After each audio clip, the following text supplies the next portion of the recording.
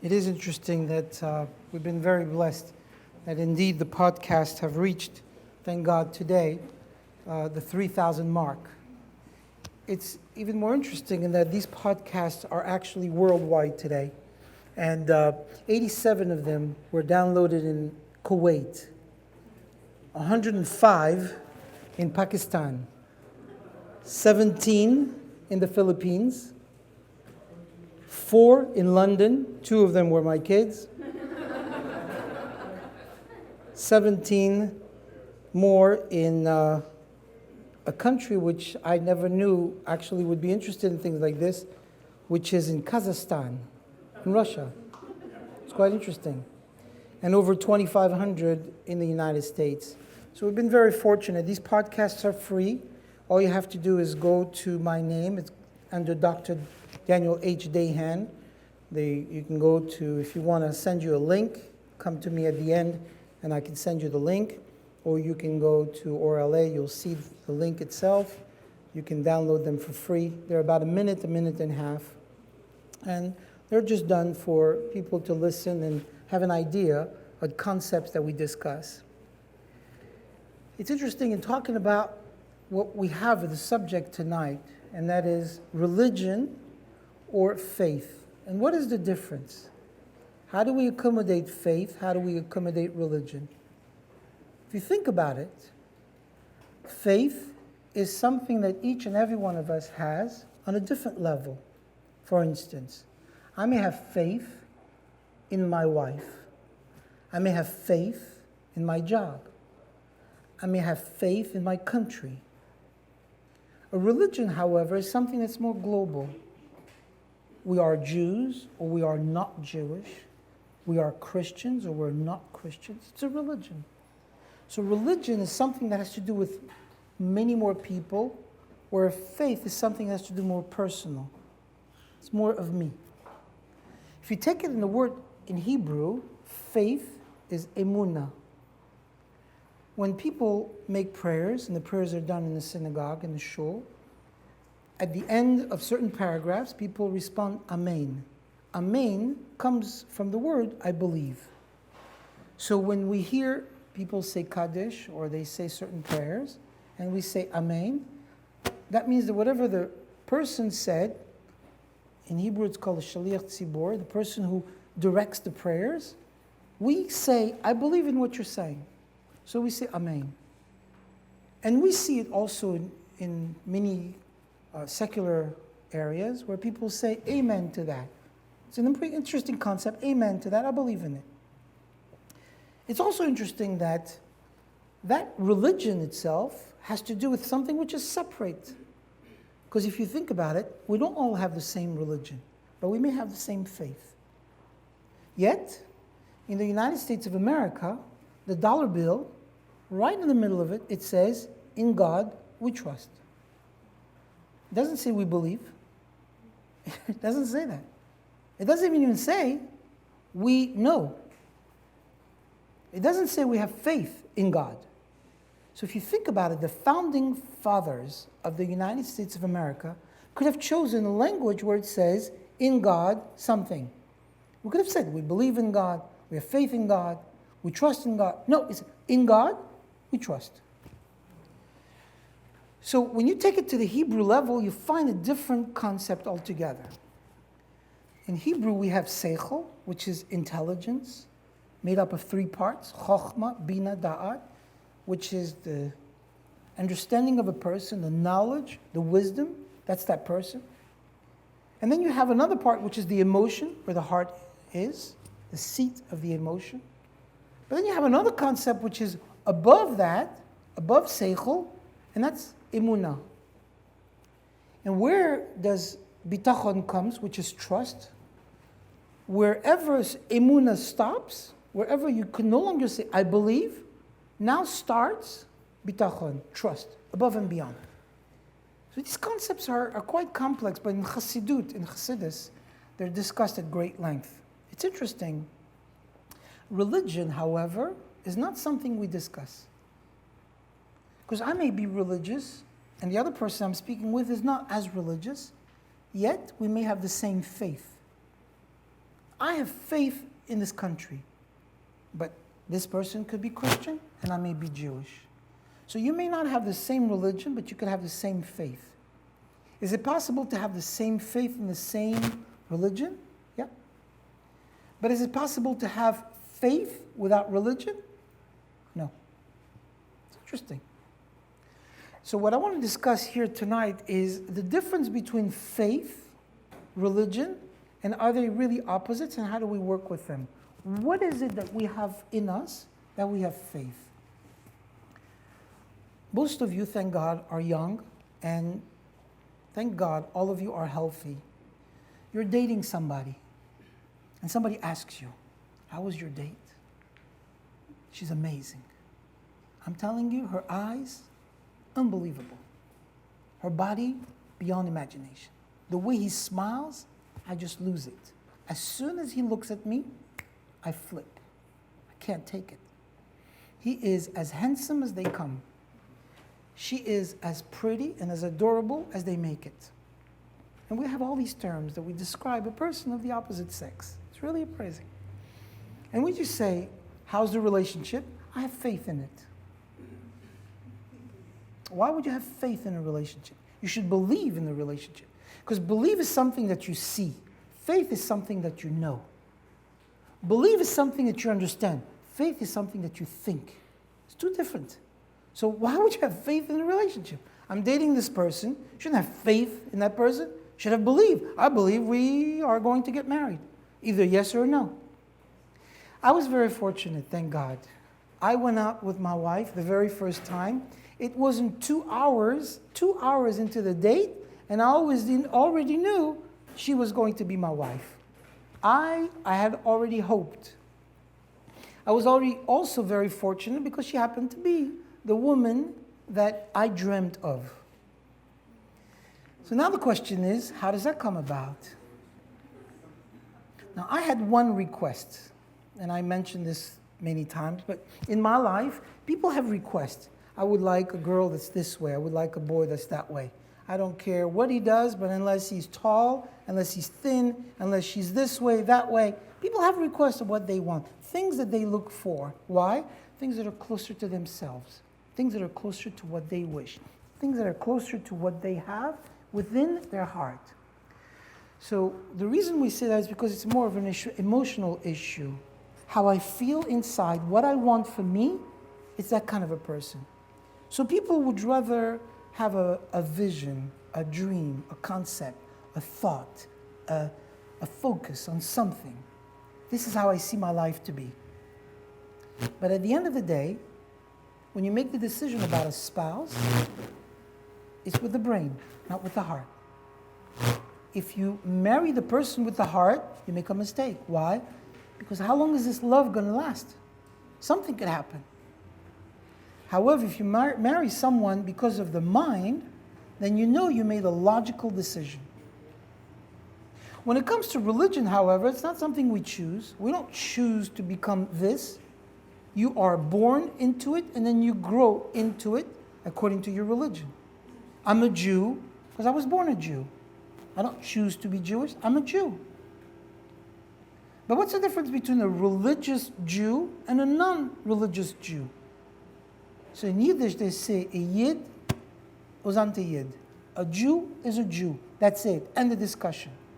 You can do whatever you want. A Jew can actually take off whatever garments they wear, become, as far as they know, a Muslim or a Christian, walk into a mosque or church, and decide from now on to be there. They will never be not Jewish. They just have to walk out of that place, and even though for 10 years they attended the mosque, they acted as a Muslim, they believed in whatever they wanted, one day they walk out and say, no more, I'm going back and become Jewish. They have not changed a bit. Not a bit. A Jew is a Jew, will always stay a Jew. Why? Because religion is ingrained as a heritage. In Hebrew, it's called a Yerusha. What's a heritage? To get a heritage, I don't have to deserve it. Just by being born into it, I get it. Whether I like it or not, I'm rich, poor, good looking or not, doesn't matter, they get it. For instance, you get married, please God, soon by each and every one of you, and you have a child. Whatever you have belongs to them. I don't mean material. I mean the person that you are. Everything goes right to them. Why? It's a heritage. It's a Yerusha. It comes directly to them. That's the religion, not the faith. Faith has to be grown into, something that you have to develop. So it's interesting. In all events of the world, listen to this is mind-boggling, but Chassidus tells us, in all of the events of the world, there is not one event in the whole world ever that we can record for hundreds of years, other than Judaism. Nothing. Think back in history, the country that you were born in, the Greeks, the Romans, any history, look at any history in any concept, people that have lived, things that have been done, things that have been created, buildings, whatever it is, nothing is as potential as the event of what happened at Har Sinai. Why? It's the only time in history since the beginning of the world where there were 600,000 people, male of the ages of 20 and above, who were there all present at the same time, listening to one God saying, I am making you my people. Only one time. And from generation to generation, and this is just the 600,000 males.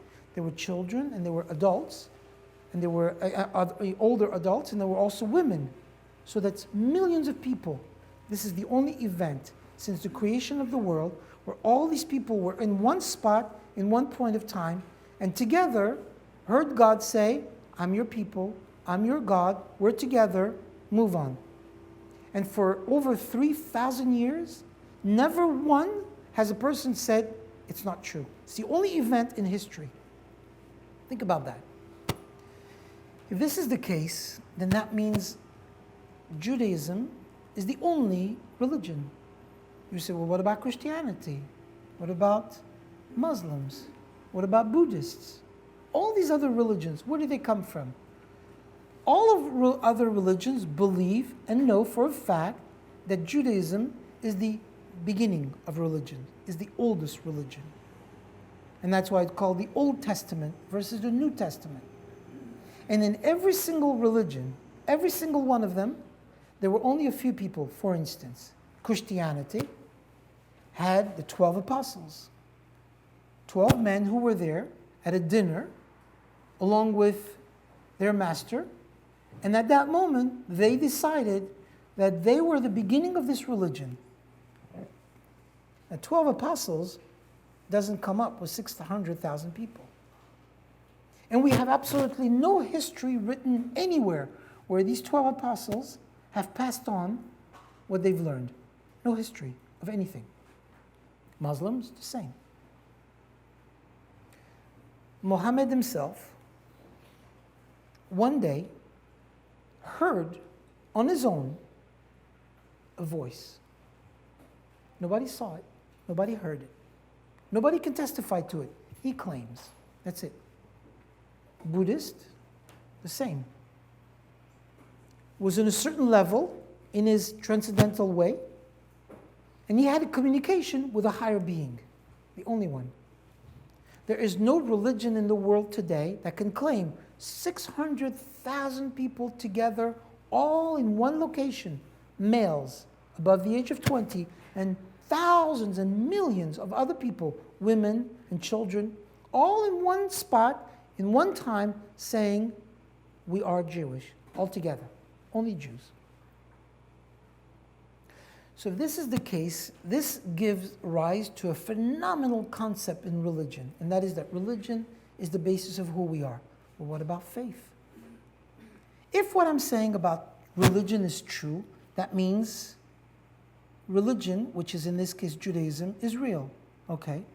So how come I'm religious and she's not? How come he's religious and she's not?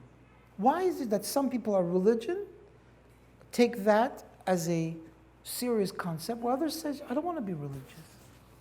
Is religion something that we choose by faith or not? Okay.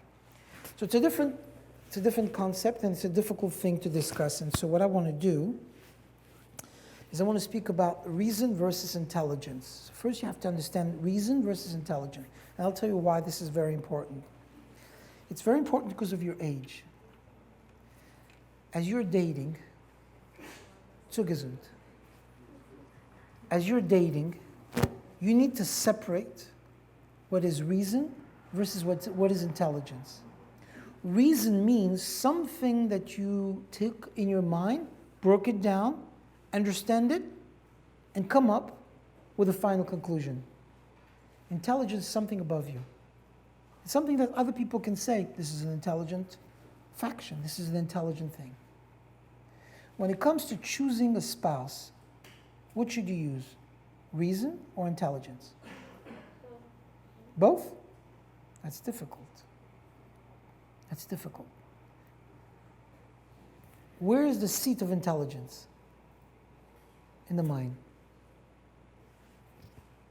Where are the seats usually of the reasons? In the heart. Why do you like him? The way he smiles. Is that it? I'm just telling you. That's where it starts. I mean, that's where it starts. Just this smile. He's just very, very handsome. Okay, but handsome means what? You can't explain that. So what do you tell your mom? Mom, you got to meet him. You just got to meet him. Once you'll meet him, you'll know. Why? Because there's no reasons for it. It's in the heart. Every time I sit with her, I just melt. She's just so sweet. She's so kind. And I tell you, she does something with her eyes, just a little twitch. I just find that very sexy. It's the craziest thing. Craziest thing. It's like, that's it. That's it. You won't believe that. We went to dinner, and I don't know, just the way he moved the cup. It was just, and then he drank, it was just looked so elegant. What? It's the craziest thing. It's the way he drank. He took the cup, didn't pay attention. But to you, that was the ultimate move. Not based on intelligence. Love is a feeling. But it's an action if you think with your mind. So in dating, you have to understand the difference between religion and faith. Because if you don't understand that, you're going to have two issues. Number one, an issue with your spouse. Number two, an issue with yourself. Because religion is who we are. We are Jews, period. It's not negotiable. We were born Jewish, and you're raised as a Jew. So I don't want to keep Shabbos. Fine, you're still a Jew. I said, well, that's not what I think. So I want to bring up a touchy subject right now. And I heard a few comments last week from the conversation of what I said. Unfortunately, for those of you that think I'm going to apologize, I'm not. And I'll tell you why. What did you say, Rabbi? I'll say it. I believe in my religion. I believe in that. And there's a difference between arrogance and pride.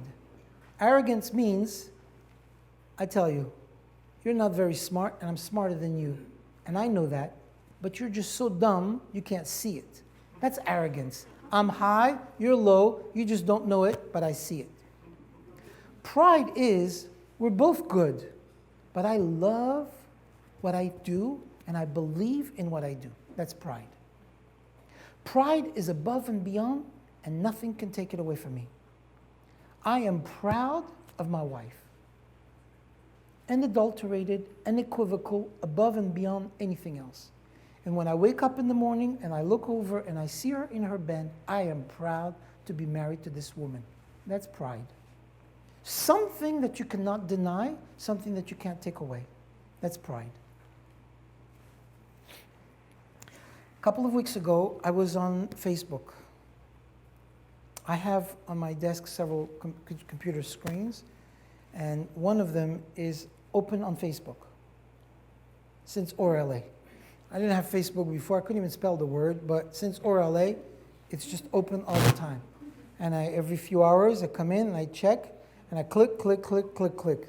Often I don't even know what I'm clicking, but I just click. And I saw a comment where it said, I wish more rabbis would think that way. And I clicked on it. And the rabbi comes online. Lord, help us. I'll tell you what he said. He said that men and women that dance together will be punished. And the cause of cancer today in the world is due to these girls and boys that dance together. And there's a special place in hell called Gehinnom for the DJ. Guaranteed.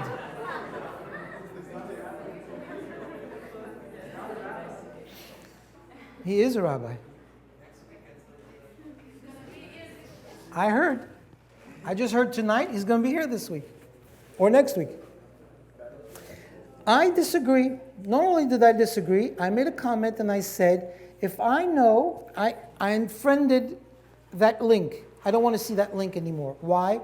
There's nothing more outrageous than to speak anything mean or cruel about another human being. Especially if that human being is related to me. It's even more so.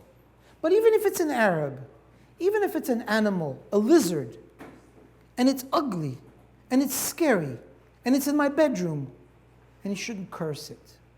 You should just say, and then take it and take it out. But not curse it. Why? Because it's a creation of God. How much more so if it's a Jew? So he's not religious. And what's the difference?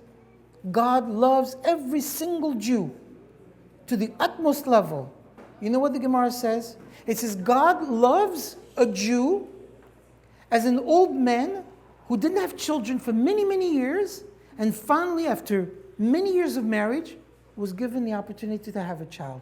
Imagine how much this person would love a child. Imagine a man living for 60, 70 years, married and no children.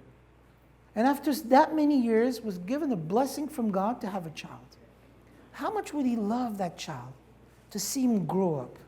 To see that little girl running around the room. There's no greater feeling than that. This is how God loves each and every Jew. For another Jew, and for a rabbi at that, to stand up on Facebook and make that announcement and say that the reason why cancer exists in this world is because these girls are dancing with boys is outrageous. Outrageous. And it's not true. Number one, he's not a doctor. I am. And that's a fact. And that's the truth. So as a non-doctor, diagnosing without a license, it's practicing against the rules of the United States. For that alone, shouldn't be allowed in this country, practicing medicine without a license. That's number one. Number two, for even diagnosing and mixing medicine with it and not having the knowledge, that's also unethical. Number three, to curse another Jew and to say unequivocally that there's a place in Gehinnom, in hell, for such a person, it's outrageous. It's a disgrace. It's not who we are. It's not what we have. And it's not the way to teach people. And it's a few weeks before Rosh Hashanah. The first and second temples were destroyed because of hatred among each other, of lack of respect. How could we think of such things? Love between people is the most important component of what keeps the world together. There is nothing greater in this world than the word ahava. Even love of a sister and a brother is closed. It's called achava. And if you see a chet, a ches, is closed off. It's a letter that's closed. It's like an inverted U. Ahava is open. Because between a husband and wife, there is nothing that separates them. It's an ultimate level. For a Jew and a rabbi as that, to make a video and to say such a thing is beyond imagination. We've spent thousands of years fighting the rest of the world and telling the world that we're together. Where does anyone come from? That he should wake up in one day and just say this and put it on Facebook for everyone to see. And so I'm not religious. So what? God doesn't love me because I dance with a girl? I'm not religious. You know what the Gemara calls that person? The Rambam says, a person who's not religious is called a tinuk shenishpeh. You know what it is? In Hebrew? A person who's been kidnapped against their will. Why is that? A person who was not given the opportunity to learn religion or learn about Judaism from the time they were raised, and they were taken away from their family.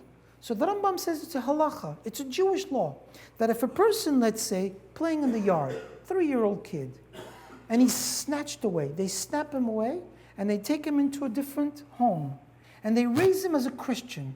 And now he's 33 years old, and all his life, since he was 3 until 33, for 30 years, he lived in a non-Jewish home, ate non-Jewish food, married a non-Jewish girl, had a non-Jewish child, and never kept Yom Kippur, Shabbat, Rosh Hashanah, Pesach, nothing. The Torah calls it clearly tinuk shenishpeh, and voluntary kidnap. That means he's not responsible for a thing. And when he gets to heaven, here comes the tzaddik, who is 100% unadulterated, genuine, righteous man. Right next to him sends this boy. Why? Because it wasn't his fault. How could it be that because I danced with a girl, or a girl kissed me, or I didn't keep Shabbos, or I didn't put on the yarmulke, or I didn't have tzitzis, or whatever the case may be, I am suddenly reserved in a special place in hell for me? Where would that come from? It's animosity which is unnecessary. And it's against the rules. It's against everything. It's against the principles. I was saddened by seeing that, especially from a rabbi, and making a point of that. I just found out tonight he's going to be here next week.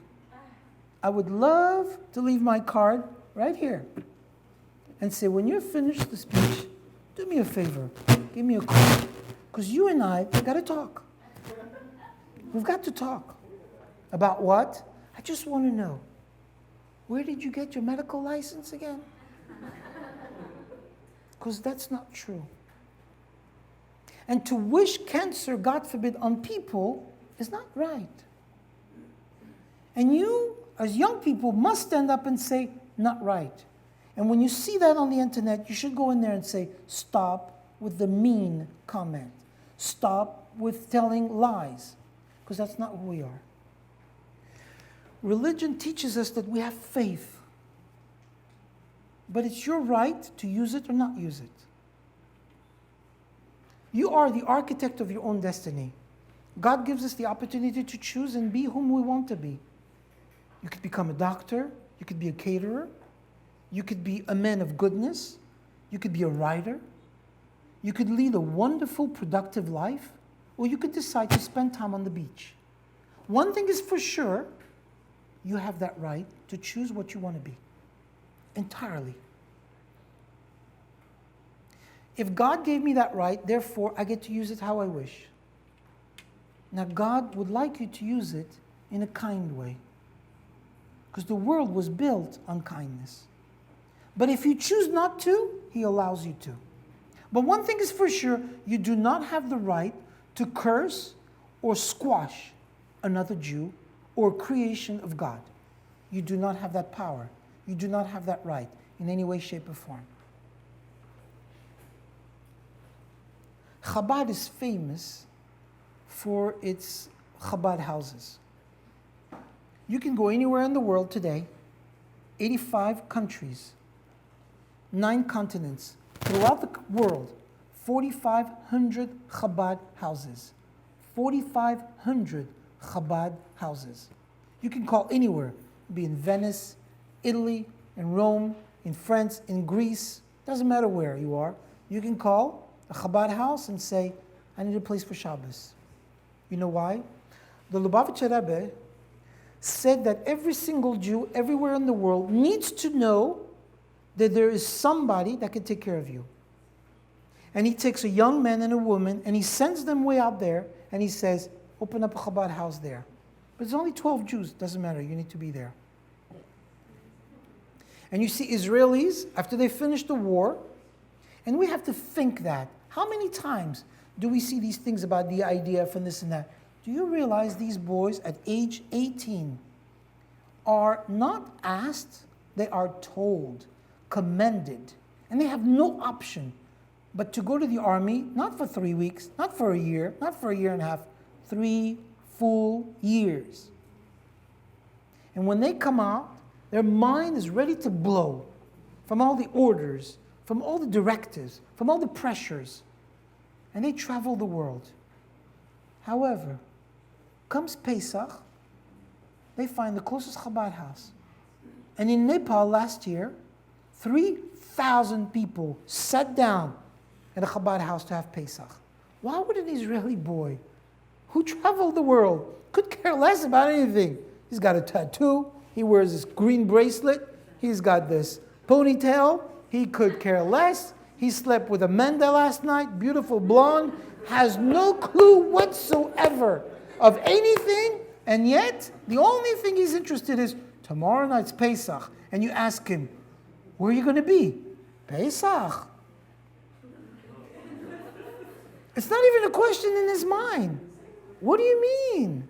It's Pesach. It's not an option. That's faith.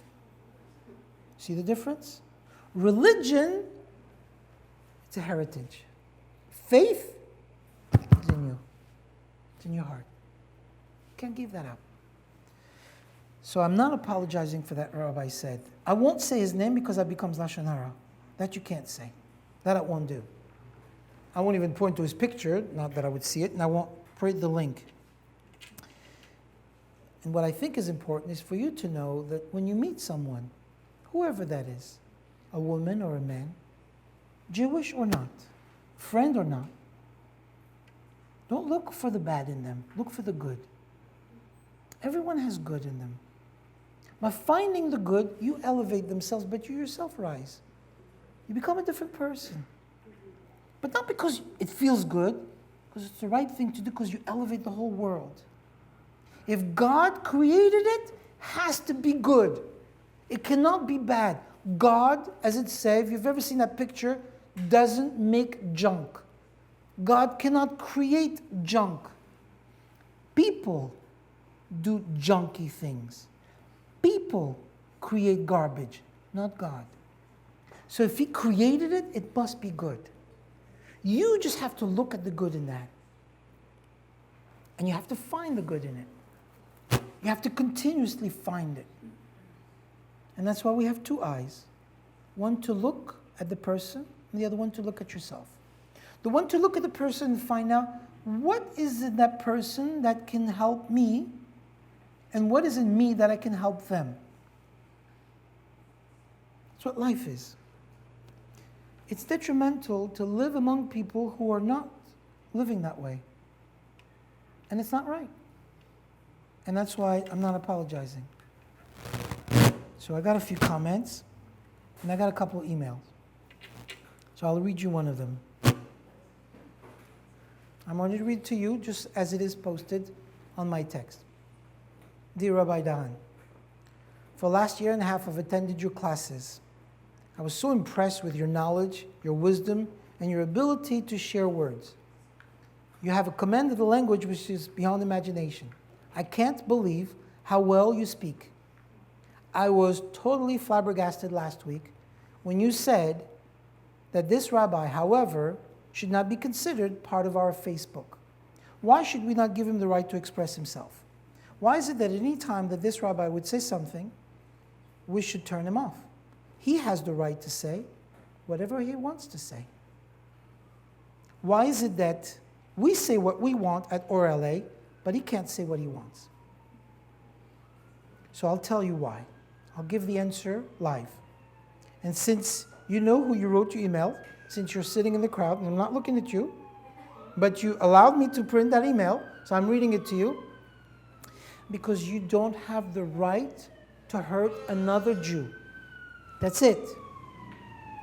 You will never have that right to hurt another Jew, ever. Why? God doesn't hurt people, and neither should you. You have the right to help them, you have the right to love them, but not to hurt them. You may want to do it, and you may like to do it, but it's not a right that you're given. You're forcing hatred, and that's not proper. Religion is given to you as a heritage. Faith is not given to you as a heritage. Faith is something you nurture. But if you have hatred, you're going to muffle it. You're going to stop it. And you're going to stop believing. And then what would that be when you have children? What are you going to tell your kids? I got a ticket today. I hate the police. I got fired today. I hate the United States of America. I was sick today. I'm not going back to the doctor anymore. I stumbled upon a stone this morning. I will fire the person who created that stone. Where is this hatred going to lead you? How far are you going to go with that? The world was created to love one another. It doesn't mean you don't have to work. It doesn't mean you don't have to grow. It doesn't mean you don't have to do things. But things have to be done the proper way. You have to pay taxes. Why? Because the government says. It doesn't matter if you like it or not. You have to pay taxes. It's the right thing to do. It's a legal thing to do. I heard someone the other day say to me, you know, I was in Israel, and it's funny. I was in the store, and the lady gave me the change back. But when I walked out, I realized that she gave me the full amount that I paid her. I felt so bad, you know, because it's Israel. So I went back and gave it back. I thought, what? She said, you know, I was there. I felt bad, I gave it back. I said, no, I heard that. But what did you say? She said, you know, because it's in Israel. And if it was in America, oh, it's okay. It's 7-Eleven. He's an Indian. Who cares? I'll take the money. Where does that come from? Where does that come from? What gives you the right to steal from him? Well, he's an Indian. It's 7-Eleven. It's 2 in the morning. Why should I care? What? What's the difference if he's an Indian? He's also a human being. He also has a wife. He also has a boss. He also has taxes. He's also a creation. Briot olam, it says. Creations of the world. And it says Bore olam, the creator of the whole world. We don't have the right to hate another being. We don't have the right to hate anything. You know what you should hate? Cruelty. Keep the hate for the things that make sense. Like the people that are like Hitler of the world. Or the people that kill other people. So will they kill Arabs? It doesn't matter who they kill. Killing is wrong. Keep your hatred for that. But love everything else. That's what love comes from. I'll read you the second email. This one is shorter. Rabbi Dahan, I have to thank you for what you've done to my life, because in the last 6 months I have become a new person. I have changed completely. My family, my friends, or even at work, say that I've become a different person. One thing, however, stands in my mind since I heard your comment the other day in class. I'm surprised that you would speak about a rabbi who's also a rabbi, may not be a doctor, but he's also a rabbi. And you said that you would not invite him, not to OhrLA. Okay. Now, I'm not also looking at you because I know you're here in the class. But remember, you allowed me to read it, so I'm reading it. So let me say it now in plain English. I would invite him to my house for Shabbos. Absolutely. And I would invite him to speak. Absolutely. But I would sit next to him and I would spend the rest of my night telling him that what he said was inappropriate and he would have to change it. But he could eat in my house. And he could sleep in my house. So the door is open. But my heart, not. My heart is open to all of the creations of the world. How do I know that? The Lubavitcher Rebbe told us. We have to be loving to each other, helping to one another, granting support to each other. Lift me up, not take me down. And when you say good things about me, I become better. And this is a concept in Chassidut that you have to learn. It says, the Baal Shem Tov says, Chassidus, it's an amazing concept, that when you say something negative about another person, three people, crazy, get punished. The one who says it, the one who hears it, and the one you speak about. Okay, wait a minute. The one who says it, I get. I understand. He said Lashon Hara, he said things that were not good, I understand. The one you're speaking to, he heard it, so he should have said, I don't want to hear that. It's out of the question. Not good. I'm out of here. I understand. But the third one, why is he getting punished? So it's interesting. I remember when I was becoming a doctor, I was in the clinic. And, in clinic, between patients, this and that, they have a nursing station and places where other staff, and they talk about this patient, this patient, this patient. When I would come in, they'd say, shh. They'd stop talking. Why? Because I once came in, I made a comment, and I said, listen, you got 16 people in here that are sick. If you say anything about them, they're going to get sicker. So please, every time we speak about them, it should be about good things. He's somebody's mother, this woman is somebody's sister. All these people are people. They're related. They're family members. May not be your family, but they're family members. Say the good things. Where does this come from? I'll tell you where it came from. But it's interesting. From that day on, whenever I would walk in, they'd say, shh, and they'd stop. Let me tell you where it comes from. The Baal Shem Tov says, the one who says something bad, okay, he's punished. The one who hears it, also punished. But why is it that the third person that we speak about also gets punished? Because the words that you utter have power. And when you say something good, you elevate that person. When you say something bad, you degrade that person. So why would you want to say something bad about somebody else? Why? You're degrading that person and you're bringing out the worst in them. So when you say that person is so mean, you know what you've done? You've made him meaner. He becomes worse. That's why you should say, not the person, but the action. So this is the third email, and here's what this girl says. I appreciate the fact that you said about this rabbi that he was wrong, but not because of him, but because of his actions. Because I remember in one of the classes you mentioned that we shouldn't say anything about the person, but the actions. And it's true. And I appreciate you for listening to that. I have nothing against this rabbi. It's the actions, the words that he says are not good. That's the difference between religion versus faith. Faith is what I believe. Religion is who we are. Faith, you can decide, up and down. Religion, you don't have a choice. You're a Jew. And if you're not, you're also good. You're just not Jewish. What's the difference? The creation of the world was to involve every single creation to make it better, higher, stronger, nicer, wiser, in every way. Elevate everything that you see. That's what the world was created.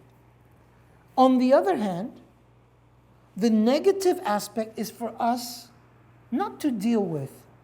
Remember these words. In your life, your job is not to fight evil. Your life, your job is to bring more light. I didn't say that. The Rabbi says it. Bring more light into an area, more love. and the evil will dissipate. It'll go away. It won't be there. Concentrate on what's good, and the bad will go away. To fight the bad is a battle that you're just going against yourself. And by the way, for those of you that have this problem, when somebody's upset, somebody called me the other day and said, I have a problem with my boss. He gets upset. I don't know what to do. When somebody's upset, don't fight with them. They're hot. You wouldn't touch a hot iron. It's an iron. You iron your clothes with it. It's so hot, it'll burn you. Would you put your fingers on it? Yeah, you wouldn't. You wouldn't touch that. Why? Because it's hot. When somebody is upset, let them cool off. Because they're too hot. They're upset right now. Just stay away. Talk to them when they're calmer. And they'll come down. Trust me, they'll come down. We believe in that because it's interesting. In medicine, you see my hand. What you see right now is 5 fingers. Now, you don't see the depth of these fingers. But inside these fingers are very, very sensitive nerves. They're attached all the way and go all the way to my brain. And my brain can say a word and it could start moving them. It could do all kinds of things. But I'll show you how my hand is so connected to my personality. It's amazing. My hand. And you have the same. I can take these fingers and grab a pen and I can write. And someone who knows graphology, they can read my words and speak about my own personality, my character. They can tell from my handwriting the person I am. Quite amazing. Yet it's my handwriting, not my mind. It's my hand. So with my hand, when I write, my personality comes right through the words. Why? Because it's connected to me. So my brain takes my emotions, puts them into my arms, and the way I write my words, it expresses the type of person that I am. So if my hand is connected to me, why would I want to say anything bad about my hand? Especially since it represents me. This is how the whole world is to God. One full body. Now some people are going to be the heads, some people are going to be the feet, some people are going to be the heart, some people are going to be the hands. But it's one full body. How could you say that the hand is more important than the feet? You could say, well, with the hand you put on tefillin. Yeah, but if you can't get to the synagogue, if you can't get to shul, if you can't get out of bed, what are you going to do? You need your feet. Every part of your body is needed. That's the difference between faith and religion. Religion is something you were born into. Faith is something you nurture. Now, do some people have less faith than others? Is that possible? Not less faith. It's covered. And that's the difference. When you meet someone and they're not as religious, it's not because they don't want to. They just didn't learn yet. When they'll find the beauty into it, they'll keep Shabbat. They'll see the wonder of it. They'll appreciate it. And they'll explode. They'll blossom into it. But right now, it's covered up. It's like a diamond. In diamond, when it's found, it's all covered up. It's dusty. But then they take it, and you polish it, and you make it shine, and it becomes absolutely beautiful. A stunning looking stone. Where does that come from? Because you polished it. But it wasn't before. And so I'll finish with this. What is the difference between a diamond and a pearl? Pearl. Une perle. For the French people that don't understand. A perle, une perle. We have French people in the room, and so it's very important. At times, we have to switch languages. We have to be nice to everybody. I also was French once. Not that I'm not, but you should know, I used to speak like that too, but over the years, slowly but surely, you forget about it. I'm sorry? So what is the difference between a diamond and a pearl? Where are pearls found? In the ocean, deep in the ocean. Where are diamonds found? Deep inside the earth. It's interesting. Now, to find a diamond, you have to go very, very deep into the ocean. The pearl, you have to go very, very deep into the ocean. Now, the diamond finder, the diamond seeker, right? The man or the person who dives in. What does he need? I'm getting so confused with the French. I'm starting to lose my mind. The person who dives in to dig out the pearl, they need to be connected to the top. Why?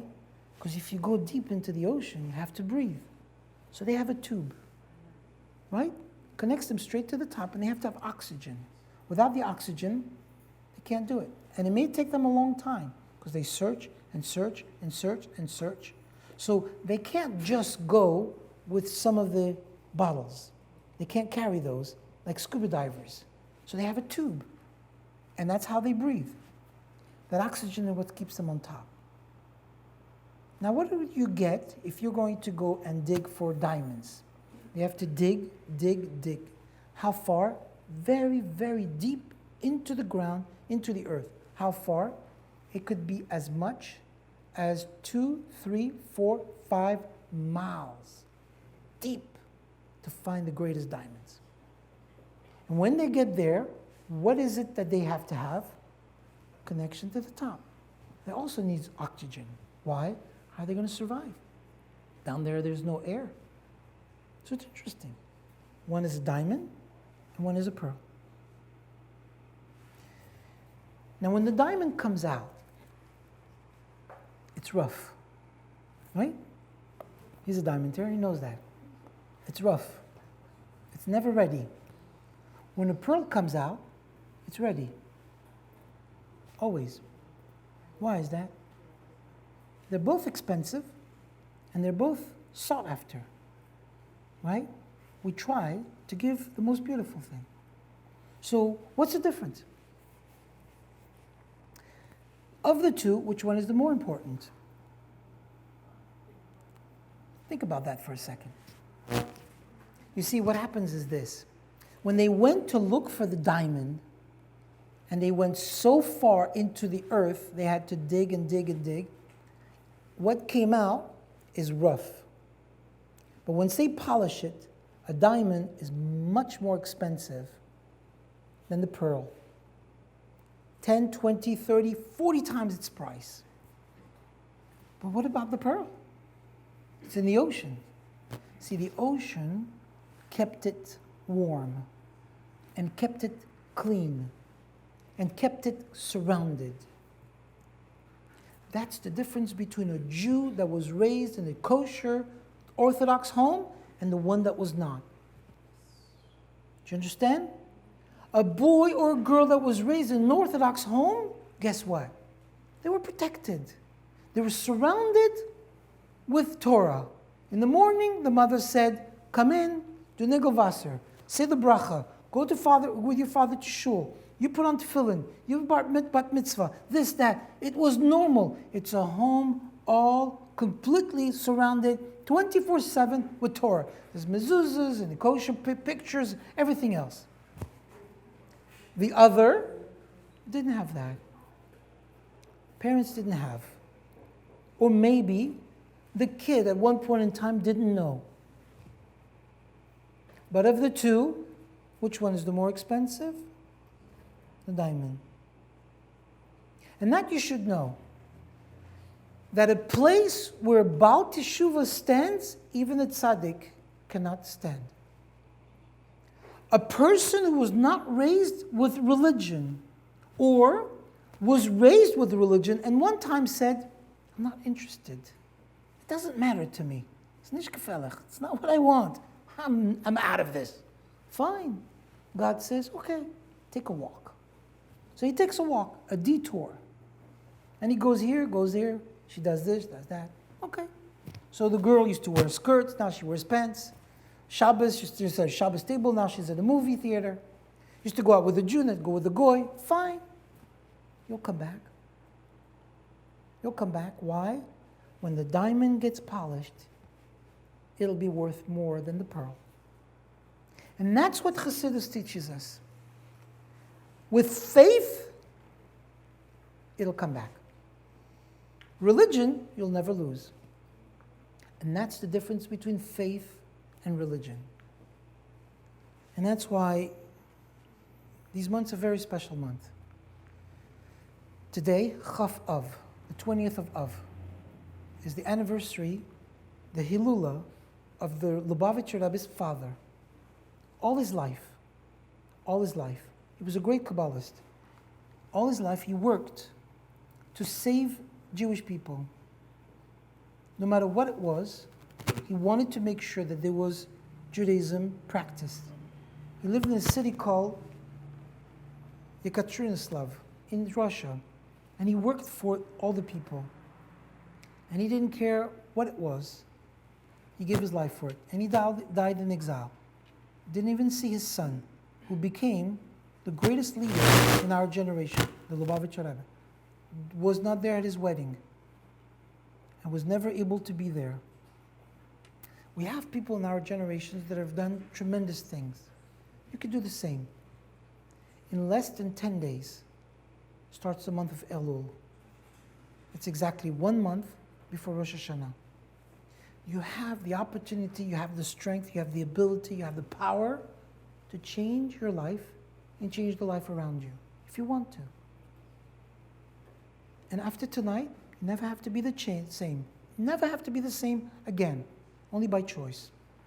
And you have this ability within you. You're here tonight, make a decision. What do you want to be tomorrow?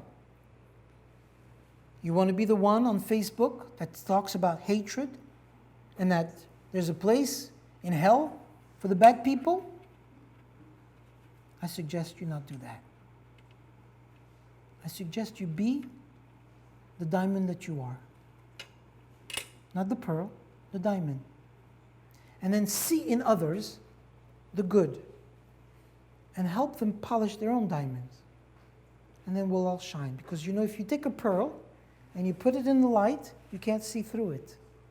But if you take a diamond, you put it in the light, and you see the most beautiful prisms in multiple colors, in hundreds of facets, going everywhere. And Mr. Lenman will tell you, there's nothing more radiating than looking at a flawless diamond. Is it true? Nothing more radiating. It's beyond imagination. I once had this opportunity. Somebody wanted me to see with the special light right through the... And I said, what is this flawless? He said, let me show you. And he showed me a diamond, and they were like little rays of yellow, like these little things. I said, it looks kind of bloody. What is it? He says, what it is you're seeing this flaw. Let me show you a diamond that is flawless. It was amazing. You see right through it. Incredible. And it's piercing, stunningly beautiful, an exotic look into it. That's what a Jew is, boy and girl. You've been blessed with that. We all have that. I was raised religious. The best I could be is a pearl. Those of you that were not raised religious, the best you could be is a diamond. But if you were raised religious and you went the other way, you now become a diamond too. Think about that. Now, at times I've asked myself, should I just go a little bit to the left over here? And I didn't have the courage. Because I figured, what would be the point? But I tell what we'll do. Rosh Hashanah is in a few weeks. Let's make a deal together. You be the pearl, I'll be the diamond. Let's together have a good year. Thank you very much.